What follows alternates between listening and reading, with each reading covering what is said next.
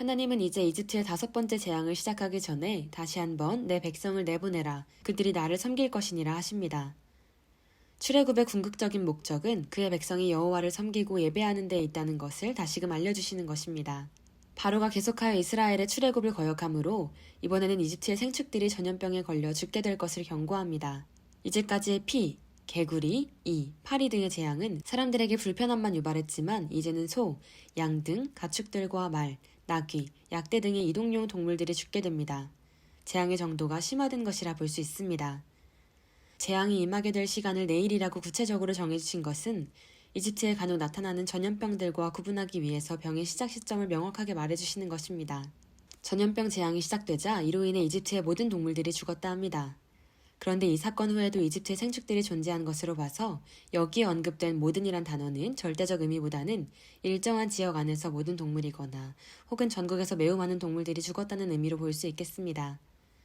이집트의 수많은 동물신들 중에서 특히 생축들에게 재앙이 온 것은 그들에게 경제적으로 큰 손실을 주어서 악행을 징계하기 위함이라 볼 수 있겠습니다. 그들은 아주 오랜 기간 동안 이스라엘 민족을 학대하고 농사일의 노예로 사용하며 편한 삶을 살아왔습니다. 그러나 이제 곧 이스라엘 노예들도 나가버리고 소들도 다 죽고 나면 스스로의 몸으로 직접 밭을 가르며 살아야 할 것입니다. 그동안의 악행에 대한 하나님의 정확한 징계인 것 같습니다. 또한 하나님께서 미워하는 소의 신을 징계하기 위해 소들이 죽는 재앙을 내린 것도 있을 것 같습니다.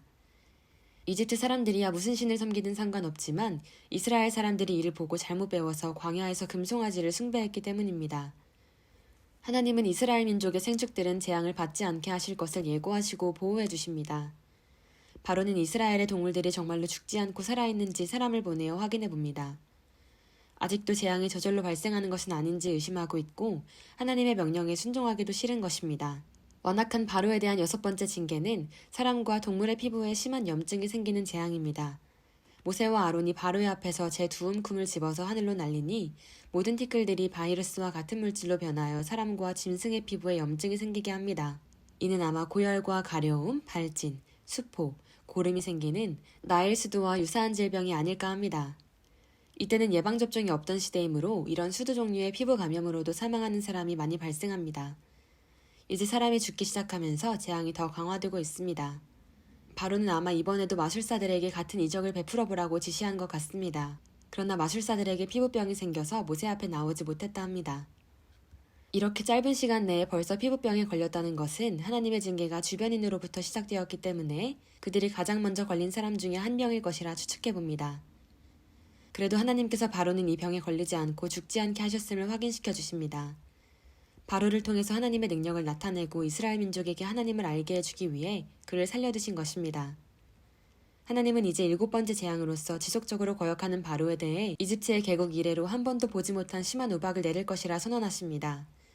여기서는 본격적으로 사람이 많이 죽을 수 있음을 경고하십니다. 하나님은 이집트 사람들이라도 순종하는 자에게 긍휼을 베풀어 주시려고 들에 있는 사람들과 생축들을 미리 대피시키도록 경고하십니다. 그런데 이집트는 매우 넓고 내일 일어날 재앙을 피하도록 연락을 취할 수 있는 범위는 기껏해야 수십 킬로미터 정도이므로 우박 재앙은 아마 이집트의 수도와 이스라엘이 사는 고센 근처에만 일어나지 않을까 합니다. 경고에 순종하는 사람은 구해줄 마음이 있으신 하나님이 경고가 도달하지 못하는 지역까지 징계하는 것은 하나님의 성품에 맞지 않기 때문입니다. 여호와께서 명하신 대로 모세가 하늘을 향해 지팡이를 드니 뇌성과 우박과 불이 내려 채소와 들의 모든 나무를 꺾어버리고 사람과 짐승들이 죽는 재앙이 일어납니다. 그러나 이스라엘 백성이 거하는 고센 땅에는 우박 재앙은 없었습니다. 모든 우박은 채소와 곡물들에 큰 피해를 줍니다. 그러나 이번에는 흔히 발생하는 정도가 아니라 이집트 역사에 전무후무할 정도로 극심하게 내리는 우박입니다.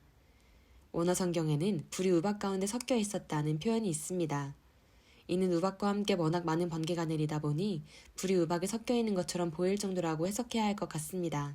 이집트 백성들 중에서 비록 여호와를 향한 온전한 신앙은 아니어도 하나님을 두려워하고 그의 예고에 순종한 사람들은 그들의 종과 생축지를 재앙에서 구할 수 있었습니다.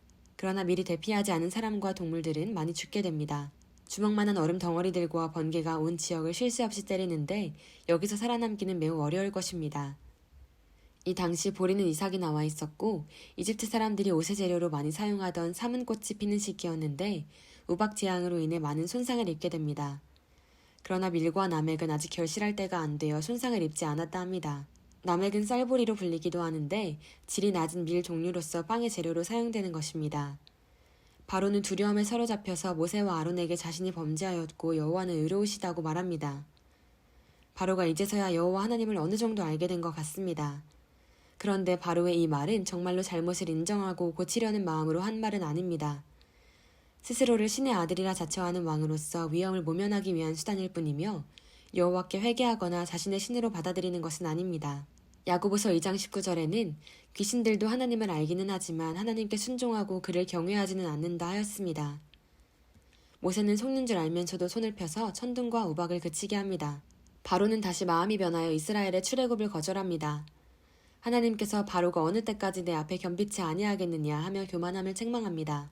그동안 하나님이 바로를 강하게 한 것이 아니고 바로 자신이 고집으로 버텼다는 것을 알게 해주는 말씀입니다. 바로의 고집에 대해서 하나님께서 이번에는 메뚜기 재앙을 주십니다. 하나님은 땅을 볼 수 없을 만큼 많은 메뚜기를 보내어 우박이 상하지 않은 밭의 채소와 나무를 먹도록 하고 집 안에까지 가득하게 만들겠다고 하십니다. 메뚜기는 바람을 타고 대량으로 몰려다니면서 보이는 것은 푸른 잎사귀로부터 시작해서 모든 식물의 줄기와 나무 껍질까지 다 갉아먹어서 땅을 폐허로 만들어버립니다. 먹을 것이 부족하면 주거지로 들어와서 가죽이나 의복을 갉아먹기도 합니다.